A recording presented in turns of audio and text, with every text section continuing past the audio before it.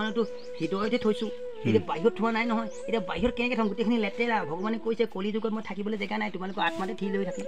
সেইকাৰণে আমি যদি এওঁ এজন ভকতহে, এওঁ ভকতবোৰক শিকাই আছে। কাৰণটো তেওঁ কৈছে মইতো ৰাম ৰাম কৰি পেলাই এওঁ দেখালে ভকত, আৰু এওঁ এইটো শংকৰদেৱ হয়, আৰু এওঁ কেনেকৈ আহিলে সেইটোতো কোনেও গম নাপায়। সেইটো কাৰণে আমি এটা কথা জনাটো উচিত হয়, আমি সদায় ঈশ্বৰক পূজা কৰিব হ'লে প্ৰথম এনেকে পূজা কৰিব লাগে যাতে অ' নাৰায়ণ, আমি বৰ দুখী মানুহ হয়, আমি বহুত গৰীব মানুহ হয়, আমি জীৱনটো এনেই আহিছোঁ, কাৰণ মই তোমাক দেখা পোৱা নাই, আৰু মই তোমাৰ শ্ৰীচৰণলৈ আহিছোঁ যাতে আমাক জীয়াই থাকিবলৈ হ'লে প্ৰথম গুৰু ঘৰত বন্তি গছ দি পেলাইহে গাড়ী ঘোঁৰা চলাব লাগে, স্কুল কলেজ যাব লাগে। অসমবাদীয়ে যদি তেনেকৈ ধৰণে কামবোৰ যদি সুন্দৰ কৰে, ৰাস্তা পদূলি বেয়া থাকিলে নিজেই যদি ঠিক কৰে, তেতিয়াহ'লে সকলো কাম সুন্দৰ হ'ব। যদি তেওঁলোকে যদি নিজৰ মুখখনেই লেতেৰা, তেতিয়া ঈশ্বৰৰ কাম কৰাৰ কাৰণে নকৰাই। নেদেখাজনক বিশ্বাস কৰা আৰু ঈশ্বৰক বিশ্বাস কৰা একেটাই। আজি অসমবাসীয়ে কোনো ভগৱানক দেখি পোৱা নাই, আৰু ভগৱানে কৈছে কলি যুগত কাকো মনুষ্যক দেখা দিয়া নাই।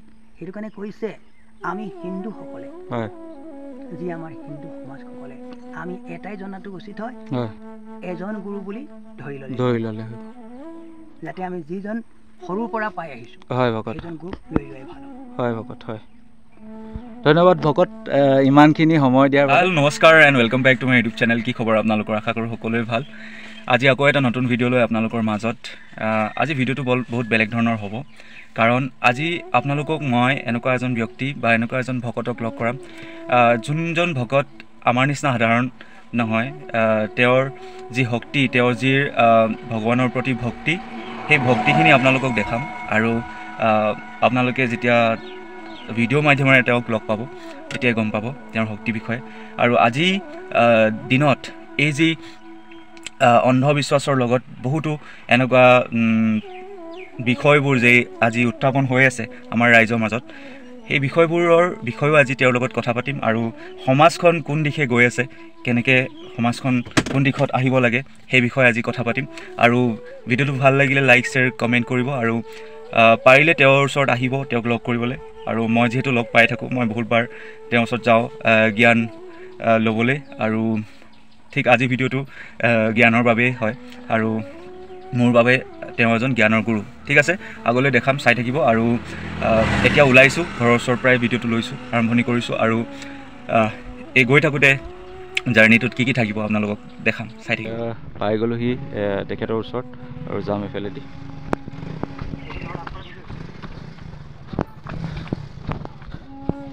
এইটোৱে হৈছে ৰাস্তা তেওঁৰ ওচৰত যোৱা, আৰু এনেকৈ অলপমান পাহাৰৰ নিচিনা জেগাখিনি, আৰু খুব ধুনীয়া জেগাখিনি আপোনালোকক আগলৈ দেখাম, কেনেধৰণৰ জেগাখিনি। আৰু ভিডিঅ'টোৰ মাধ্যমেৰে আজি সকলো বস্তু আপোনালোকে দেখা পাব, চাই থাকিব। এনেকৈ দি আহিব লাগে ৰাস্তাৰ মাজে মাজে। মই আগতো বহুতবাৰ আহিছোঁ ইয়াতে, আৰু ভিডিঅ' কৰা হোৱা নাই, কিন্তু আজি আপোনালোকক দেখাম কেনেধৰণৰ পৰিৱেশ। এনেকৈ মাজে মাজে যাব লাগে, এইখিনি অলপ হাবি টাইপ, জংঘল টাইপ বোলে, খুব ধুনীয়া একদম ঠাণ্ডা পৰিৱেশ। ইফালেলৈ খেতি চেতি চলি আছে চাৰিওফালে। সেই জেগাখিনিতে তেওঁ থাকে, সেই জেগাখিনি দেখিছে আঙুলি দেখাই আছোঁ, তাতে তেওঁ অকলশৰীয়াকৈ থাকে। আৰু তেওঁৰ বিষয়ে আজি আপোনালোকে ভিডিঅ' মাধ্যমেৰে গমেই পাব তেওঁ কোন হয়, আৰু পৰিচয় কৰাই দিম সকলোৰ মাজত আপোনালোকক ভিডিঅ' মাধ্যমেৰে। আৰু ঠিক এই বাটেৰে যাব লাগে, আৰু এই বাটেৰে মই আহি থাকোঁ। ইয়াতে চাৰিওফালে বাগান, খুব ধুনীয়া পৰিৱেশ। ইয়াত বেলেগ এটা এনাৰ্জি আছে এই জেগাখিনিত, আৰু এই জেগাখিনি সঁচাকৈ আধ্যাত্মিকতাৰ দিশত চাবলৈ গ'লে খুব এক শান্তিপ্ৰিয় জেগা। মই ৰাতিও এই বাটেৰে অহা যোৱা কৰিছোঁ।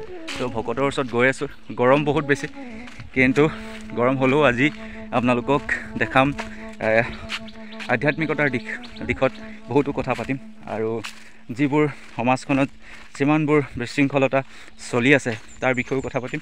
আপোনালোকে ভিডিঅ'টো চালেই গম পাব, প্ৰথম পৰা এণ্ডিঙলৈকে চাব, আৰু ভিডিঅ'টো প্ৰথম পৰা এণ্ডিঙলৈকে চাইহে কমেণ্ট কৰিব আশা ৰাখিলোঁ।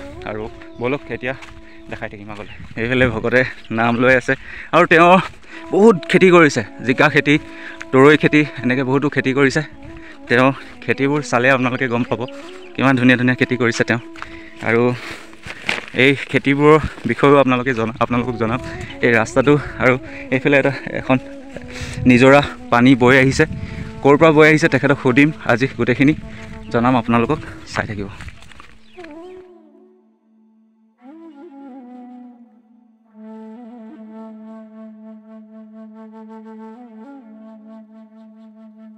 নিজৰা পানী এনেকৈ বৈ আহি আছে পূৰা।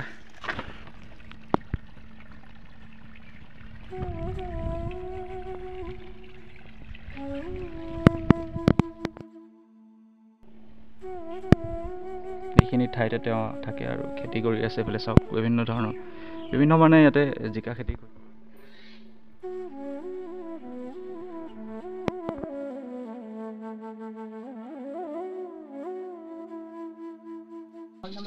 হয় হয় কিন্তু মই ভাবিলোঁ হয় আকৌ ক'লে বাচ্চাটোক বহুত কাম কৰিব হয় মোৰ বিশ্বাস নাছিলে না হয় ভকত তেনেকুৱা হয়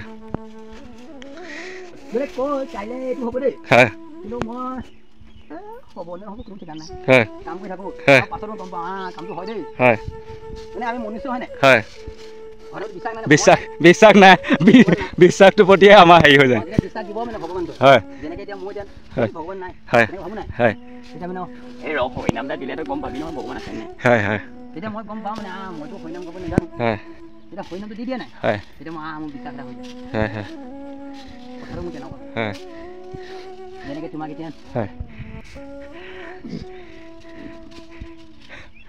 হয় ইয়ালৈ উঠিলে মানে মই অকণমান জাননী এটা পাওঁ হয় তেতিয়া মই গম পাম ভগৱান আছে হয় হয় মানে আগতে মানে নাছিলে মানে হয় এই ঠাইখিনি বিশেষত্ব কেনেকুৱা ধৰি লওক ইয়াত উঠিলে ওপৰত যিটো আপোনাৰ আগতে মই গম নাপাইছিলোঁ হয় কি আছে কি নাই হয় ইয়াত মানে কি আছে কি নাই এইটো বুজি নাপাওঁ মানে হয় এতিয়া মানে কি হ'ল মানে আহিলে মানে অকণমান মানে বেলেগ এটা অনুভৱ হয় ন পৰিৱেশ যেনেকৈ এতিয়া মই গৈ আছোঁ তুমি গমেই পাবা হয় গৈ আছোঁ না হয় ভগৱান নাই হয় সদায় লক্ষ্য কৰোঁ হয় মানুহে পূজা পাতল কৰে চবেই কৰে হয় ময়ো কওঁ তেওঁ খোজকাঢ়ি গৈ থাকোঁ হয় হয় এতিয়া খোজকাঢ়ি গৈ আছে নাই হয় মই চাইছিলোঁ ভগৱান আছে নাই মোক কিবা এটা দিব লাগিব তেতিয়া গম পাওঁ হয় হয়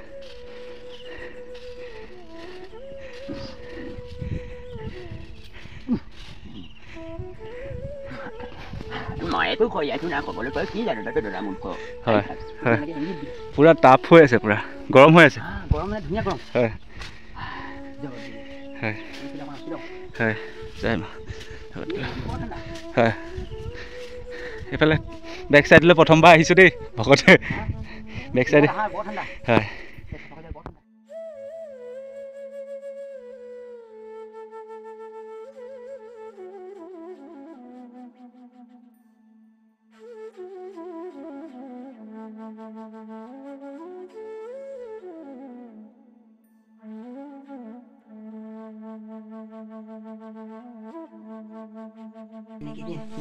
দিলো যে কি জানা এতিয়া হৃদয় দিলে মানে কি হয় জানা তোমালোকক মই বুজাই কৈ দিছোঁ চুংকু লাইচাই লিচু মাইকা লাখা ইয়াখা চুংকু মাইকা লাইচাই লিচু মাইকা লাখা চুংকু মাইকা লাইচাই লিচু মাইকা চুংকু মাইকা লাইচাই লিচু চুংকু যিহে সুধিব পাৰা মই তাকেই ক'ব পাৰোঁ এতিয়া তুমি যদি কোৱা ধৰ্ম ক্ষেত্ৰত তেতিয়া আমাৰ সকলো কথা কৈ দিব মোক এতিয়া তুমি বাহিৰলৈ যায় বাহিৰত ক'ব ভাল হ'ব হয় হয় ভকত হয় হয় ভকত ধৰ্ম ক্ষেত্ৰত যদি সুধিব বিচৰা চুংকু মাইকা লাইচাই লিচু মাইয়া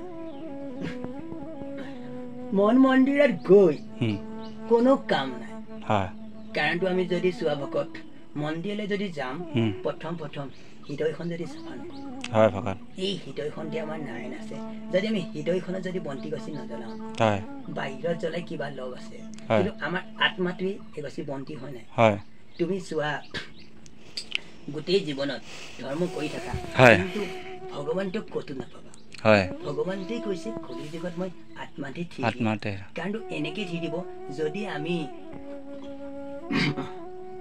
মা দেউতাক সন্মান কৰোঁ তেতিয়াহে আমাৰ মানে প্ৰত্যেকটো কাম সিদ্ধি হ'ব আমি মা দেউতাক কোন জানা মা হ'ল আমাৰ আমি যদি কওঁ নিজৰ মা নহয় আমাৰ নিজৰ মায়া আমাৰ মা হ'ল বসুমতী মা কাৰণটো আমি য'ত বসবাস কৰি আছোঁ হ'ল মা আমাৰ দেউতা হ'ল কোটা আমাৰ দেউতা হ'ল নাৰায়ণ আমি কেনেকৈ ভাবিব লাগিব আমাৰ নখৰ পৰা চুলিলৈকে নাৰায়ণে দিলে আত্মাটো নাৰায়ণে দিলে আৰু বসুমতী ঠেচ দি আছো সেয়াও নাৰায়ণ। কিন্তু আমি এই গোটেইকেইজনক যদি এজন কৰি পেলাই যদি আমি এজনক চিন্তা কৰো যেনেকে আমাক শংকৰদেৱে বুজাই দিলে তোমালোকে ৰাতিপুৱা শুই উঠি গধূলি এটা নামেই ল'বা, এইটো নামেই ল'বা, কৃষ্ণ ৰাম নাৰায়ণ গোপাল গোবিন্দ এজন চোন আছে ভগৱান চাৰিৰৰ বেদৰ কৰিছে উদ্ধাৰ কলিচোন আহিল হনুমান চোৱাচোন নাৰায়ণ হিয়াই চোন শংকৰদেৱ হিয়াই চোন হনুমান একান্ত আছিল ভকত চোন নৰয়ে নেজানে কলিত চোন হৰি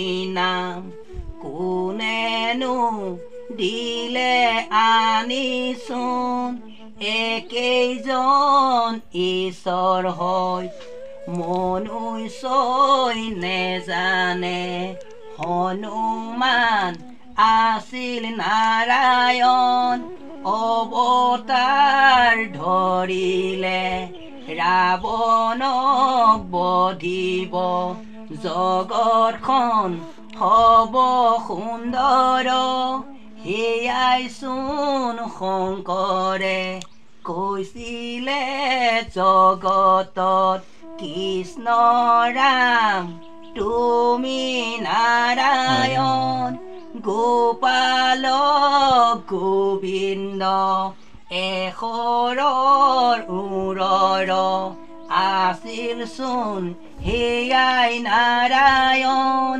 চোৱাচোন তুমি হয় নাই নাৰায়ণৰ মাথাতে 100টা ৰূপ আছে কাৰণ তেওঁৱে ব্ৰহ্মা তেওঁৱে বিষ্ণু তেওঁৱে ৰুদ্ৰ তেওঁৱে সকলো গণেশ কাৰ্তিক যিমানবোৰ আছে সকলোতো তেওঁ মূৰতেই লাগি আছে আমি কিন্তু এটা কথাটো জনা উচিত হয় কিন্তু আমি হনুমানৰ পূজা কিয় কৰিব লাগে তেতিয়া কৈছে এওঁ এজন ভকতহে এওঁ ভকতবোৰক শিকাই আছে কাৰণটো তেওঁ কৈছে মইতো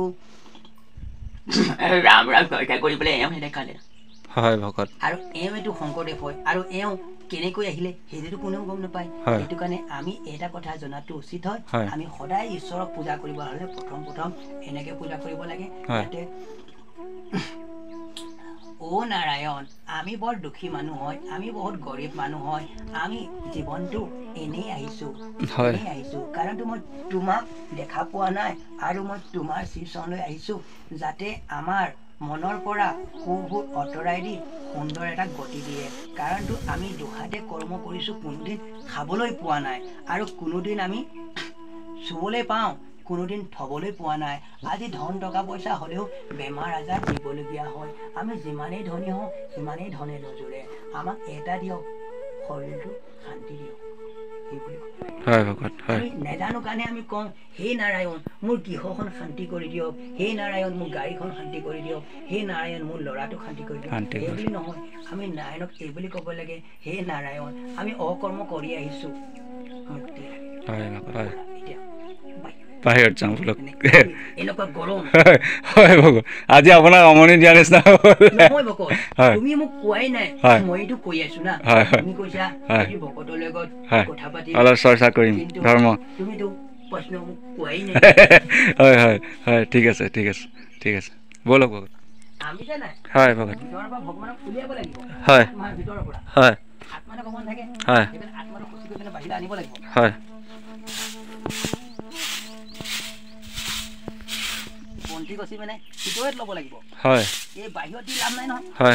হৃদয়ত জ্বলাব লাগিব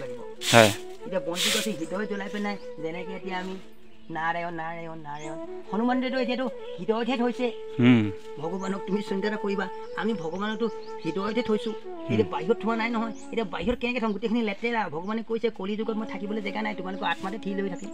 সেইকাৰণে আমি যদি বন্তি গছি যদি লৈ পিনে যদি এনেকৈ যদি দূৰত জ্বলাম তেতিয়া কামত নিদিব নহয়। প্ৰথম নামঘৰত দেখাইছে সিংহা। সিংহা মানে হৃদয়ৰ মাজত গভীৰ আন্তৰিক এটা বস্তু। এতিয়া আমি লোকৰ হিংসা নকৰি সিংহাখন ভিতৰত থ'ম, সেইটোকে দেখাবৰ কাৰণে তাত থৈছে। আমিও সেইকাৰণে বন্তি গছি সদায় হৃদয়ত জ্বলাব লাগে। নাৰায়ণ নাৰায়ণ মানে অন্তৰখন সুখী কৰা। তুমি বাহিৰলৈ ওলাই আহা, তুমি ভিতৰত কিয় সোমাই আছা? এতিয়াতো নাৰায়ণটো আমাৰ অন্তৰ ভিতৰত আছে। আমি অন্তৰখন চেপা কৰিলেহে পূজা কৰিলে কাম কৰিব। এতিয়া আহিছা অন্তৰখন যদি বেয়া আছে তেতিয়া তোমাৰ হৃদয়খন ভগৱান নাহে। প্ৰত্যেকটো কথাই তেনেকুৱা মানে ধৰ্ম ক্ষেত্ৰত ভগৱান নাই আহা নাই আহা নাই আহা। কেলে ভগৱান নাহিলে এতিয়া মন্দিৰ ভাঙিবলৈ হ'লে গীৰ্জা ভাঙিবলৈ হৈ গ'ল। কেলে মন্দিৰ ভাঙিব লাগিব, গীৰ্জা ভাঙিব লাগিব, সেইটো কথালৈ মই কওঁ। কাৰণ যেতিয়া ভগৱানে ক'লে কেলা তই ভাঙি গৈ আছ, তই মহা পাপী হয়, তোকে মই এতিয়া শাস্তিটো দিব লাগিব। তেতিয়া কৈছে তোকে ৰ মই আগতে শাস্তিটো দি লওঁ, সেইকাৰণে মোক শাস্তিটো দিব লাগে। তইতো বেয়া কাম কৰিছিলি। তেনেকুৱা মানে প্ৰত্যেকটো কথা আমি আপোনাৰ পৰীক্ষাও ল'লে দেই। সেই পৰীক্ষা এতিয়ানে কৈছে তুমি চাই দিলে গান এটা গাব পাৰিবা, কিন্তু মই তাতো চিন্তা কৰোঁ ভগৱান আছে নাই, তেতিয়া কৈ চাবা নেকি? আৰু এটা প্ৰশ্ন সুধো তাৰ আগতে দেই ভকতে, এইটো মানে বহুত ডাঙৰ প্ৰশ্ন, এইটো মানে গোটেই অসমৰ ৰাইজৰ প্ৰশ্ন যে ভগৱান জানো মানুহৰ গাত আহিব পাৰে? এই প্ৰশ্নটো মানে এতিয়া বহুত বিতৰ্ক চলি আছে। বহুত দিশত মানে মন্দিৰে দেখিছোঁ মই, ভগৱান জানো কাৰোবাৰ গাত আই আহে, কাৰোবাৰ গাত ভগৱান আহে, কাৰোবাৰ গাত কৃষ্ণ আহে। এই বস্তুটো মানে মানুহে বিশ্বাস নকৰে। এই বস্তুটোক ধৰি লওক এতিয়া আপুনি মানে এয়া প্ৰমাণ মই চকুৰ আগত দেখিছোঁ, বা আপোনাৰ যি কথা, আপোনাৰ যি মানে যি যেনেকৈ কয় কথাবোৰ, সেইখিনি বস্তু ৰাইজে বিশ্বাস নকৰে। বহুত ৰাইজে বিশ্বাস কৰে, বহুতে বিশ্বাস নকৰে। সেই মানুহখিনি কেনেকৈ এতিয়া বুজাব ভগৱান মানুহৰ গাত আহিব নোৱাৰে বুলি কয়? সেইটো মই বুজাই কৈছোঁ। চোৱা, কলিৰ যুগত আত্মাহে বিশ্বাস, আত্মাহে বিশ্বাস। এতিয়া আত্মাখনে যদি আমি যদি কওঁ যে ভগৱান মোৰ হৃদয়ত আছে, তেতিয়া আমাৰ লেতেৰা কামবোৰ মনলৈ নাহে। যেনেকৈ আমি এতিয়া ক'বলৈ গ'লে প্ৰীতম গোস্বামী, হয়, তেওঁ আসনখনৰ ওচৰত ধৰ্ম কাম কৰি আছে। তেওঁতো ভগৱান নহয়, তেওঁতো মনুষ্য হয়। কিন্তু তেওঁ কি কৈছে, সমাজখনত এটা ধৰ্ম অনুষ্ঠানৰ কথা কৈছে, যাতে সমাজখনত তোমালোকে ৰাতিপুৱা শুই উঠি হৰিনাম খাই ঘৰত ল'বা, তোমালোকে মুক্তি পাবা। কিন্তু আমাৰ মনুষ্যবোৰে কি হৈছে, মনুষ্যবোৰে এনেকুৱা এটা হৈছে যে ঈশ্বৰৰ নামষাৰ লৈছে নাই, সেই লোৱাৰ ক্ষেত্ৰত তেওঁলোকৰ মানে লোভীয়া হৈছে নাই। সেইটো কাৰণে তেওঁলোক মানে কি হৈছে, ভগৱান তেওঁ জাগি যাব পৰা নাই। তেওঁ চবৰ মাজতে ভগৱান আছে। ভগৱান তোমাৰ গাতো আছে, মোৰ গাতো আছে। ভগৱান নহ'লে মানে আমি এই দুটা ভৰি দেখিছা নাই, এই দুটা ভৰি মানে কেনেকৈ খোজ কাঢ়িবই নোৱাৰিলোঁ হয়। তুমি চিন্তা কৰা, যদি আমি ভগৱান নহয় তেতিয়াহ'লে বৈজ্ঞানিকভাৱে কেনেকৈ বস্তু বনাব পাৰিছে? আমি যদি ভগৱান যদি নহয় তেন্তে হ'লে পানীৰ তলত পানী আছে, কেনেকৈ বনাব পাৰিছে? আৰু কিমান মেচিন ওলাই গৈছে, মেকানিক। চোৱা হয়নে নহয়, হেলিকপ্টাৰখন বনাব লাগে, ক'ৰ পৰা দেখিলে? কি প্ৰথমতে কিবা জীয়াটো চাই পিনে বনালে, সেই জীয়াটো চাই হয় বনালে, কিন্তু সেই জীয়াটো চাই পিনে বনালে, কিন্তু তাক সেই অন্তৰত কোনে জাগি দিলে? ভগৱানে জাগাই দিছে। আমি এটা কথা চিন্তা কৰাটো হয়, তোমাৰ ভৰি দুটা আছে নাই, তুমি মৰি যোৱাচোন, তুমি এনেকুৱা লেউলা মেলা তুমি জীয়াই থকা সময়তহে তুমি খোজকাঢ়ি দৈ মেলি ফুৰিব পাৰিবা। তুমি এটা কথা লক্ষ্য কৰিবাচোন, হয়নে নহয়, আমাৰ এই মগজটো এইটো কি আছিলে ভগত?